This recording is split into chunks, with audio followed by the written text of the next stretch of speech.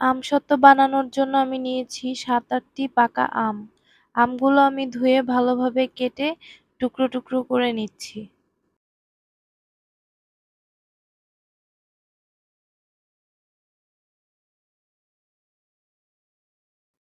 আমগুলো কাটা হয়ে গেলে আমি এখন এগুলো ব্লেন্ডারের জারে নিয়ে খুব ভালোভাবে ব্লেন্ড করে নিব। আস্তে, আস্তে করে খুব সুন্দর করে ব্লেন্ড করে নিব এবং কোনো পানি ব্যবহার করব না। ৩-৪ মিনিট ব্লেন্ড করার পরে আমগুলো খুব সুন্দরভাবে ব্লেন্ড হয়ে গিয়েছে। এখন আর এগুলো ছাঁকার কোনো প্রয়োজন নেই। এখন আমি যে হাঁড়িতে রান্না করব সরাসরি সেই হাঁড়িতেই পিউরিগুলো ঢেলে নিচ্ছি এবং চুলা বন্ধ করে রেখেছি। আমি কিন্তু চুলা এখন জ্বালাবো না। একে, একে সবকিছু দিব তারপরে চুলা জ্বালাবো।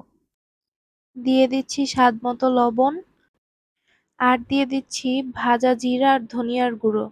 আপনারা যেকোনো মসলা ব্যবহার করতে পারেন, আপনাদের ইচ্ছে মতো। আমি এখানে হাতের কাছে যেসব মসলা পাচ্ছি ওগুলোই দিয়ে নিচ্ছি। আপনারা যদি মনে করেন যে না আমি কোনো মসলাই ব্যবহার করব না, সেক্ষেত্রে আপনি এগুলো খুব ভালোভাবে ১৫ মিনিট জাল করে ঘন করে তারপরে ওটা দিয়েও আমসত্ত্ব বানিয়ে নিতে পারবেন। আমার সবকিছু দেয়া হয়ে গেছে। এখন আমি এগুলো ভালোভাবে মিশিয়ে নিচ্ছি। আর আমি কিন্তু এখানে চিনি অথবা পানি কোনোটাই ব্যবহার করছি না। যেহেতু এটি পাকা আমের আমসত্ত্ব, সো এখানে চিনি ব্যবহার করার কোনো প্রয়োজন নেই।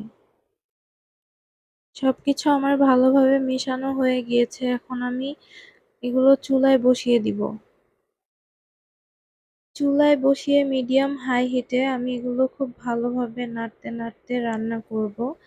আর অবশ্যই খেয়াল রাখবেন আপনাদের হাতের ছিটে কিন্তু এটা আপনার হাত পুড়ে যাবে। সো আস্তে, আস্তে করে রান্না করবেন। রান্না করার এক পর্যায়ে ১০ মিনিট পর দেখবেন যে এগুলো কালারটা চেঞ্জ হয়ে গিয়েছে এবং অনেক বেশি ঘন হয়ে গিয়েছে। তখন বুঝতে হবে যে এগুলো আমাদের হয়ে গিয়েছে। আর এগুলো বেশি আ চুলায় রাখার কোনো প্রয়োজন নেই। সো আমি এদিকে এখন একটি কুলায় নিয়ে নিচ্ছি সামান্য পরিমাণে সরিষার তেল। আর এখানে কিন্তু অন্য কোনো তেল ব্যবহার করা যাবে না। কেন যাবে না জানি না। কিন্তু আমার আম্মু বলছে যে সরিষার তেল মাখায় নিতে হবে। তাই আমি সরিষার তেল ভালোভাবে ব্রাশ করে নিচ্ছি। তারপরে আমি যে মিশ্রণটি আছে ওটি ঢেলে দিচ্ছি। ঢেলে এগুলো খুব সুন্দরভাবে চারপাশে একদম সমান করে ছড়িয়ে দিতে হবে যাতে এগুলো শুকায় খুব তাড়াতাড়ি।